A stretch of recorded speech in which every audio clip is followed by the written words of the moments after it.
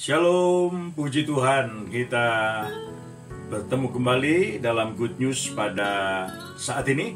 Saya akan membacakan firman Tuhan dari Amsal pasal 3 ayat yang kelima yang berkata demikian. Percayalah kepada Tuhan dengan segenap hatimu dan janganlah bersandar kepada pengertianmu sendiri. Dalam menghadapi kenyataan hidup ini, mana yang lebih dominan? Pengertian sendiri atau iman? Kenyataannya kita seringkali bukannya beriman, tetapi pengertian kita mengolah semuanya sehingga kita menjadi takut menghadapi segala sesuatu. Mari kita lihat seperti apa yang dilakukan Yakub. Itu sebagai contoh buat kita. Yang pertama kita lihat, Yakub tidak berani menghadapi sendiri. Dia harus melihat dan harus mengetahui keadaan Esau. Karena itu dia kirim utusan. Tuh, gak berani kan? Utusan dulu yang menghadapinya, supaya utusan memberi laporan kepadanya. Dan laporannya membuat Yakub lebih takut. Karena utusannya berkata, Esau datang dengan 400 pengikutnya. Dan Yakub menjadi lebih takut. Dan pada saat Yakub takut, maka dia bikin strategi yang kedua. Inilah pengertian manusia. Dia pakai harta, dia pakai uang, atau dia pakai kekayaannya untuk menyuap Esau, supaya Esau hatinya bisa lunak dengan suapan itu. Betapa banyak juga dalam dunia ini, juga sekarang ini, suap menyuap seperti itu terjadi untuk mengatasi masalah. Apakah selesai? Masalah tidak dapat diselesaikan oleh suap menyuap. Bahwa orang yang dikuasai oleh pengertiannya sendiri, atau pengertian sendiri itu dominan dalam kehidupannya, pikirannya itu dominan dalam dirinya, bukan iman, maka orang itu akan rela mengorbankan orang lain demi keselamatannya sendiri. Bahkan ayat Alkitab lebih jahat lagi. Yakub ini lebih jahat lagi. Dia rela mengorbankan keluarganya demi keselamatan dirinya sendiri.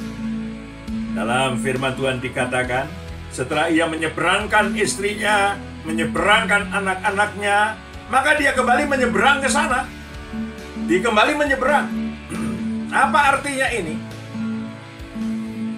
Bahwa Yakub ini bikin strategi yang luar biasa. Dia bikin kelompok-kelompok. Kelompok pertama, kelompok kedua, kelompok ketiga, kelompok istri, kelompok anak-anak. Supaya kalau nanti diserang oleh Esau, dia bisa lari. Itulah hasilnya. Bahwa orang yang mempergunakan pengertiannya sendiri, dia akan jadi pengecut. Dia tidak berani menghadapi tantangan. Tuhan berkata kepada Yosua, jangan kecut hatimu, jangan tawar hati. Berarti kita harus berani menghadapi masalah. Sebab itu, Tuhan tidak ingin seperti apa yang dilakukan oleh Yakub. Sebab itu Tuhan menemui Yakub. Demikian pula Tuhan menemui kita. Tuhan dari surga menemui kita. Yesus datang menemui kita. Tuhan menemui Yakub. Dan pada saat pertemuan dengan Yakub secara pribadi, maka terjadi kelahiran baru. Terjadi perubahan yang luar biasa. Terjadi peristiwa yang luar biasa. Kalau kita mau memiliki iman yang kuat, kalau kita mau iman itu dominan dalam diri kita, maka kita harus yang pertama bergaul intim dengan Tuhan. Mempunyai pergaulan intim dengan Tuhan.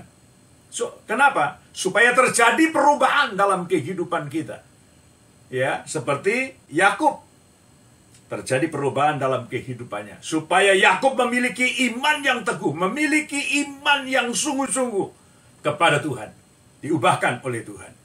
Dan firman Tuhan berkata kepada kita sekalian, pada saat itu Yakub bergumul semalam-malaman dan terjadi perubahan. Perubahan ini akan membuat kita, yang kedua, lahir baru. Sebab tanpa kelahiran baru, kita tidak akan dapat memiliki iman yang sungguh-sungguh. Firman Tuhan berkata, kamu bukan lagi namanya Yakub, tetapi kamu namanya Israel. 2 Korintus 5 ayat yang ke-17. Siapa yang hidup di dalam Kristus adalah ciptaan baru. Kita diciptakan menjadi ciptaan baru, dilahirkan kembali. Dan yang melahirkan kita adalah kuasa kebangkitan Kristus dari antara orang mati. Kita dilahirkan kembali. Kita menjadi ciptaan yang baru. Dan pada saat kita menjadi ciptaan yang baru, di situ terjadi, kita akan memiliki iman yang sungguh-sungguh. Memiliki percaya dengan segenap hati seperti Yakub. Setelah dia mengalami perubahan, setelah dia mengalami kelahiran baru, maka dia memiliki iman yang kuat.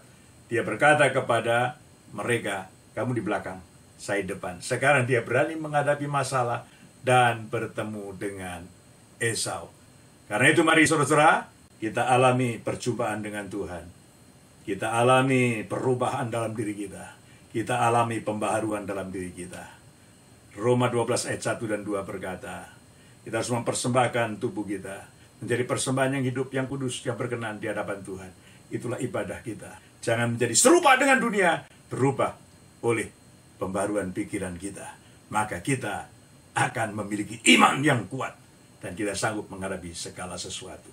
Puji Tuhan, selamat menjalani kehidupan. Tuhan menyertai, Tuhan memberkati, dan raihlah kemenangan bersama dengan Tuhan. Jika Tuhan di pihak kita, siapakah lawan kita? Tidak ada. Amin.